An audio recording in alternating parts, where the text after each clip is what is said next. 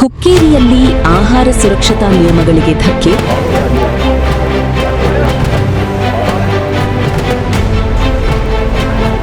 ಗೃಹ ಬಳಕೆಯ ಸಿಲಿಂಡರ್ ಬಳಕೆ ಅಸ್ವಚ್ಛತೆ ವಿರುದ್ಧ ಕ್ರಮಕ್ಕೆ ಸಾರ್ವಜನಿಕರ ಆಗ್ರಹ.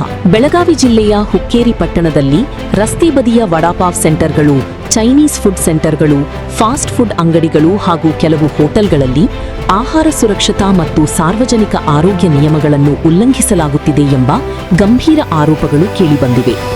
ಪಟ್ಟಣದ ವಿವಿಧ ಪ್ರದೇಶಗಳಲ್ಲಿ ಕಾರ್ಯನಿರ್ವಹಿಸುತ್ತಿರುವ ಕೆಲವು ಆಹಾರ ಮಳಿಗೆಗಳಲ್ಲಿ ವಾಣಿಜ್ಯ ಬಳಕೆಗೆ ಮೀಸಲಾದ ಕಮರ್ಷಿಯಲ್ ಗ್ಯಾಸ್ ಸಿಲಿಂಡರ್ಗಳ ಬದಲಾಗಿ ಗೃಹ ಬಳಕೆಯ ಎಲ್ಪಿಜಿ ಸಿಲಿಂಡರ್ಗಳನ್ನು ಬಳಸಲಾಗುತ್ತಿದೆ ಎನ್ನಲಾಗಿದೆ. ಇದು ಕಾನೂನು ಬಾಹಿರವಾಗಿದ್ದು ಸಾರ್ವಜನಿಕರ ಸುರಕ್ಷತೆಗೆ ಅಪಾಯ ಉಂಟುಮಾಡುವ ಸಾಧ್ಯತೆ ಇದೆ ಎಂದು ನಾಗರಿಕರು ಆತಂಕ ವ್ಯಕ್ತಪಡಿಸಿದ್ದಾರೆ.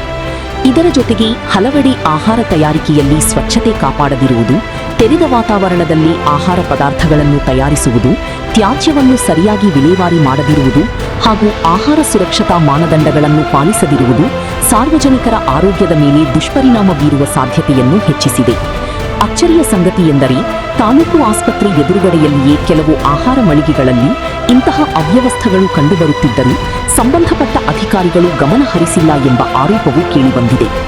ಆಹಾರ ಸುರಕ್ಷತಾ ಇಲಾಖೆ, ಆರೋಗ್ಯ ಇಲಾಖೆ, ಪುರಸಭೆ ಹಾಗೂ ಗ್ಯಾಸ್ ಪೂರೈಕೆ ಇಲಾಖೆ ಅಧಿಕಾರಿಗಳು ಜಂಟಿ ಕಾರ್ಯಾಚರಣೆ ನಡೆಸಿ ನಿಯಮ ಉಲ್ಲಂಘಿಸುತ್ತಿರುವ ಅಂಗಡಿಗಳ ವಿರುದ್ಧ ಕಠಿಣ ಕ್ರಮ ಕೈಗೊಳ್ಳಬೇಕು ಎಂದು ಸಾರ್ವಜನಿಕರು ಆಗ್ರಹಿಸಿದ್ದಾರೆ.